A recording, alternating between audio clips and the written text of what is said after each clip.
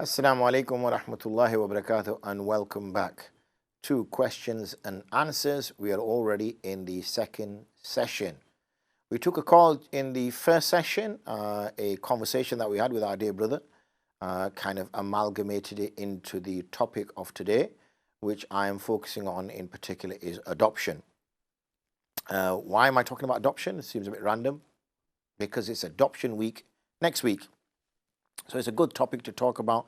Just bring it, have an Islamic perspective on it, understand it from an Islamic perspective, and how maybe somebody at home is thinking about it and how they could go about to do it. But also to be aware of the Sharia implications which may impact on certain things that one needs to be obviously careful about. And not so that it puts people off, that's not really what it's about, but just to become aware. So that we can navigate through that. You know, when I said I wanted to say that, not to put people off, because sometimes what we do is we kind of just sort of say, oh, all this is wrong, so let's not touch it. You know, we have to eat, but there's food which is haram. Okay, we have to eat, but there's food that is haram. So we have to navigate around the whole food industry to only eat that which is halal. We want to have relationships. We want to have physical relationships, but there are relationships which are legal and illegal. So again, we have to navigate through life and only engage in legal relationships.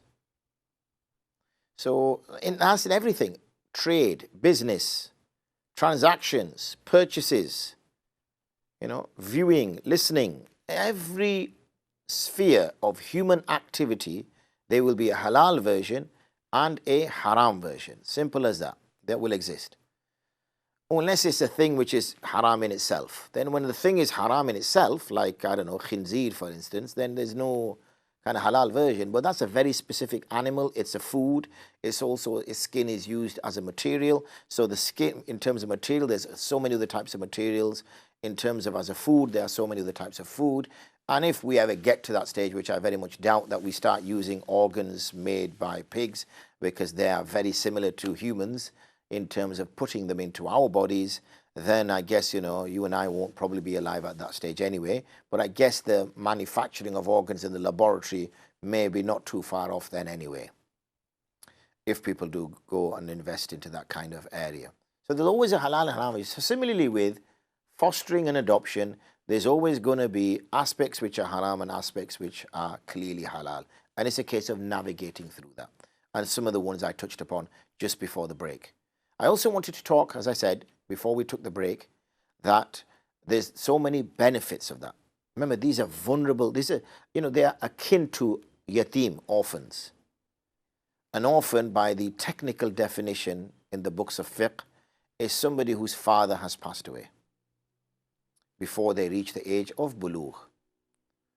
A latim, lam, ta, ya, mim, latim, is somebody whose both parents have passed away before bulugh.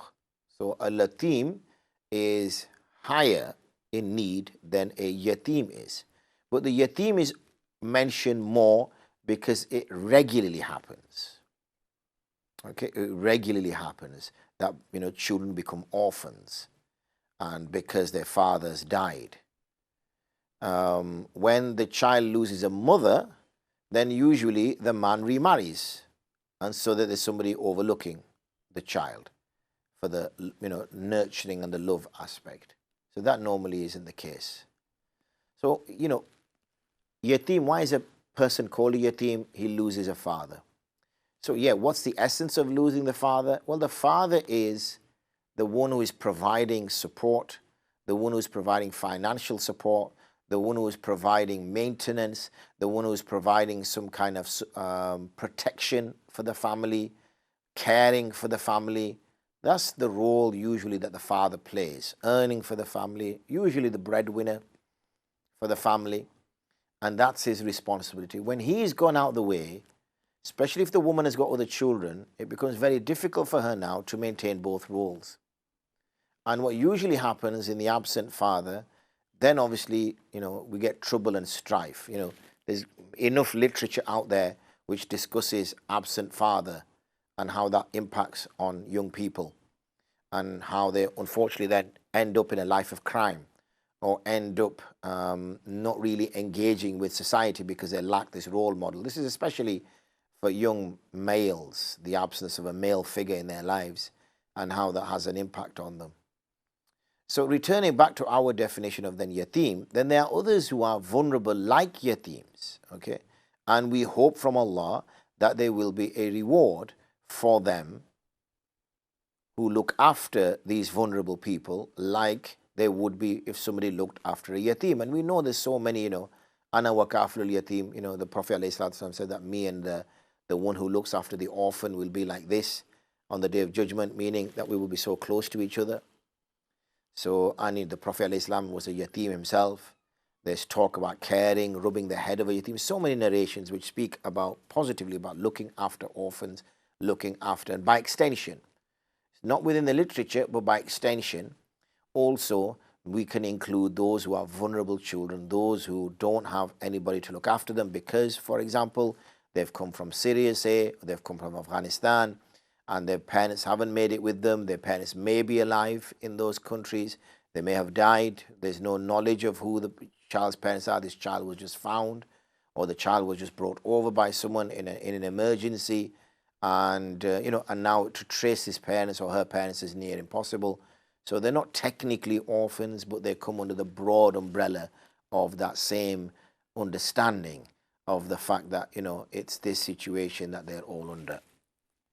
So with that in mind, I think it's a case of saying that when you've got these young orphans, young people that are needed to be looked after, then obviously what does the Sharia say about that? So we understand from that we should try and obviously care for these as a community. And it's somewhat a responsibility on the community to take that initiative, to help out, to say this is what we're going to do, this is the change that we're going to make, and assist. It's not easy. It's not for everybody either, because this is a skill that you need, patience.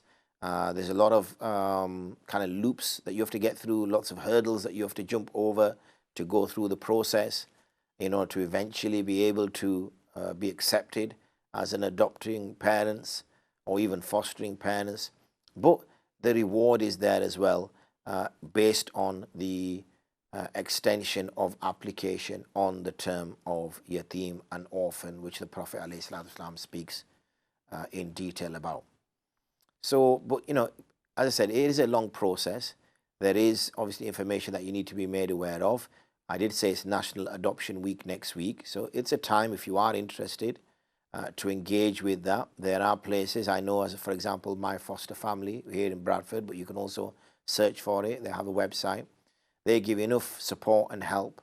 We're just currently working on some toolkits that should be made available soon. I think they may already be out, which address different segments of the community to assist those different segments of the community to be able to engage with this process and obviously eventually be able to adopt children themselves.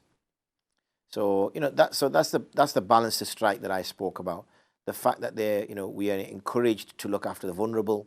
We're encouraged to look after those who, in the case especially with children, can't look after themselves. When we have the added element of deen, when we have the added element that this child needs to at least be raised with Islam, so that they understand what their religion is, rather than obviously those children then who may be from, like I said, Syria or Afghanistan, and then they're raised in a family that are not Muslim, that aren't aligned to their faith. And because this is adoption and not fostering, those parents are under no obligation to continue to raise this child on their religion of birth or the religion of their parents. But rather what they'll do now is they can choose. They may say, we're going to raise this child as an atheist and let him decide or her decide when they reach 18. We're not going to make a decision for them. Or we'll raise them as an atheist. We'll raise them like the way we are, whatever they are, Christians, atheists, Jews, whatever. So these are important sort of topics that we need to be aware of. It's a case of me speaking about it really just to raise awareness so that you're familiar with it, you know it's happening, and you know where to go. I'm trying to signpost you where to go if you are interested in this area, and if you want to read more about that, then please do go across to the My Foster Family website, and there will be plenty of information on there to able to assist you in making that decision. Okay, so that was my bit on adoption. I want to see, there were a couple of questions which I will bring to your attention. So that's been answered. Looks like most of these have been answered. Alhamdulillah. Let's just check across there. Yep, these have all been dealt with. Fantastic. I wanted to touch upon another topic, but not sure if we'll have sufficient time to discuss it now. So maybe I might open the discussion now and then maybe finish it off tomorrow. But before I do, let me just make another call out to you. If you are watching and you do have a query or a question and you want to call, then please ring 01274 214 299. That's 01274 214 299. Don't be shy. I can't do anything to you anyway because the screen will save you.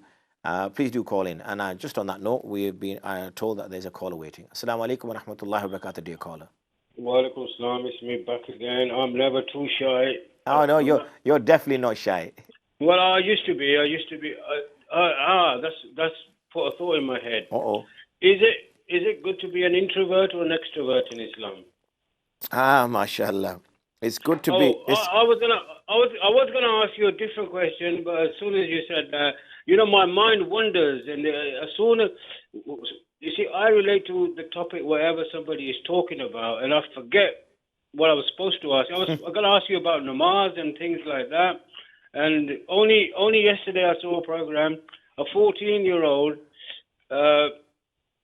Nozabillah, killed his girlfriend yesterday, a few months ago, or whatever, and mandatory, he got 6 years, and he'll be out in 3. And the parents of the girl, because he made her pregnant and he didn't want to live with her, and I don't want to go into the horrific story. 6 years, and that boy is going to be out in 3. And the family is fighting injustice, they're saying. This is injustice. Now, what would that be like in Islam, Sharia law? A 14-year-old doing that. So I've got the two questions. Introvert, extrovert, how does you can leave that for tomorrow because that's going to be a long one, isn't it? Which one, the introvert, extrovert? No, the other one. Oh, the other one. No, sorry, I've got time. I've got about... Well, okay, whatever. I'll squeeze it in. Thank you very much. I'll leave it no problem. Jazakumullah khair. Okay, salam. Alhamdulillah. So the brother called in. So that other little topic that I had in mind, I can now shelve that till tomorrow. So introvert and extrovert, in essence, they're two extremes actually. An introvert, if I was going to, and the reason why brother picked that word was because obviously I use the word shy. And there's two types of people that will never learn. One is the shy person, and one is the arrogant person. The shy person will never learn because they won't ask questions because they're too shy. So they'll never ask questions, so they'll never learn anything.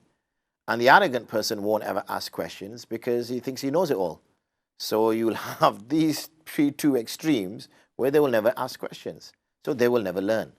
So the person who learns is a person, so that shows that asking questions is how we learn. And many of the time when we speak to somebody, we speak to them, we don't listen to them. So we'll always be talking to them, and they'll just be listening or whatever, or they'll be talking to us. And what happens then, we just keep talking to each other, both at the same time. And the reason being is that when you talk to somebody, you're not hearing anything new. You're saying the same thing that's inside there, so you're never going to develop. But when you listen, then you're hearing something new. Unless obviously this person has said it the same again and again and again, then that person's doing your nut in a bit. So in that way, listening is more productive for you than speaking, because you end up learning more. It's more beneficial for you rather than for the next person. So yes, we strike always a fine balance in between the two. A fine balance in between the two. The judicial system, the way crimes and punishments are meted out. We always work on the emotions of the majority. And we say, oh my God, how can you put somebody, put someone to death if they murder someone. Oh, that's so harsh, it's so bad, it's barbaric. How can you have somebody, for rape, killed or something like that if they kill the woman as well at the end of it? How can you have these punishments for these people? They're extreme. We're a civil society, for crying out loud. We're not barbaric. We've learned, we've developed. We don't have this kind of system in place. The problem is the people who vote on these things and the people who decide these things have very rarely, if ever, suffered those crimes. Now you go to the person who's actually suffered a crime. That's the example the brother gave. So you were a mother and father. You have a young girl. Let's call her 13, 14 years old, 15 years old, whatever her age is. Let's call her 14, since the chap was around 14. And without your knowledge, she obviously had a relationship with a boyfriend. And unfortunately, they committed zina. And unfortunately, she became pregnant. And that unfortunately brought about her boyfriend acting in such a way to kill her. So he murders her. Premeditated. It doesn't seem like it was a heat of the moment thing. So, and the punishment the brother mentioned was the chap got 6 years. Obviously, he's a minor. He's under the age of 18. And so he's got 6 years, probably in a youth correction facility. And of the 6, he'll end up doing 3. Maybe even on good behavior, he might end up doing 2. And he's out. Okay? So he's still a 16-year-old. Let's just say he does 3. He's a 17-year-old. He's still got his whole life ahead of him. Okay, as a 17-year-old, he can get married, he can have children, he can get a nice job, he can earn good money, buy a car, buy a house, have children, see them get married, have great-grandchildren, retire into some nice, far-out beach somewhere. And he's going to have all the experiences. Yet that girl, at the age of 14, all those were taken away from her. Ask her parents now if they think 3 years is sufficient. Why is it the victims of crimes don't feel the punishment is fair, and only those of us who aren't victims of crimes think the punishment is fair? And how so many people change when they become victims of crime. So when they're not victims of crime, like burglary or something like that, they'll say, oh, 3 months is enough, really, But when you become a victim of the crime, where your window is smashed and something which held sentimental value to you has gone missing, and they've walked through your carpet with muddy shoes, and they've, gone through your private clothes, your undergarments, things which you hold personal, which even your husband doesn't go through or your wife doesn't go through. They've been through all of that. They've been in your daughter's bedroom. They've been in your son's bedroom. But they only took one item, and that was this sentimental thing, and they get caught and they do 3 months. Now, okay, you might have house insurance, which, from a Sharia perspective, obviously it cannot be a riba type house insurance. So you might think it's all right, it'll get paid. But let's just say you don't. Let's just say as a Muslim, you avoid insurance. You got all that damage now, which you have to get repaired. And never mind, even if you got the money from somewhere, whether you claimed it against the particular thief or you claimed it against the insurance, or however you claimed it, the hassle that you have to go through now is not worth it. And that sentimental piece of thing, it means so much to you now. Now you know that that chap is going to get very little rehabilitation. He's going to go in prison, spend his 3 months probably planning and meeting up with other people who are slightly higher up the food chain. And he's going to be out in 3 months. And guess what? Once you have a criminal record, it's extremely difficult to get a job. So therefore, getting a job is going to be too hard. And even if you get a job, the job would be very demanding, and it would be long hours, and it would be poorly qualified, and it would be a very poor standard of job. Whereas breaking somebody's window, potentially getting a £300-400 watch, or a £600-700 phone, or a £700-800 tablet or iPad, or a £2,000-3,000 TV, and then selling it even for half the price, it's an afternoon's work, and you've got nearly £600-700-800. And if you get caught, you're probably going to go for another couple of months. So crime, unfortunately, pays. That's the problem. So until we have a system in place which punishes and rehabilitates, it's a balance of the two, punishes and truly rehabilitates, then unfortunately, there's, crime is going to be attractive to some people and they're going to choose it. And the victims, unfortunately, will feel, like in the story the brother shared with us, that justice has not been done. Anyway, on that sort of more sober moment, we will take your leave, or I will take your leave rather, and inshallah ta'ala we will see each other again. Well, when I say see each other, for me figuratively, for you in reality, tomorrow for the last session of this week, and I will speak about that little point that I was going to raise until our blessed brother called us. But also call in, don't be shy, don't be an introvert and don't be an extrovert. We're all here to learn, inshallah. So on that note, may Allah subhanahu wa ta'ala bless you all. May you have a safe evening and a safe day tomorrow. A blessed day, Yawm al-Jum'ah. Make the most of it. Send the durood upon Prophet Muhammad sallallahu alaihi wasallam. And inshallah, I will see you. Assalamu alaikum wa rahmatullahi wa barakatuh.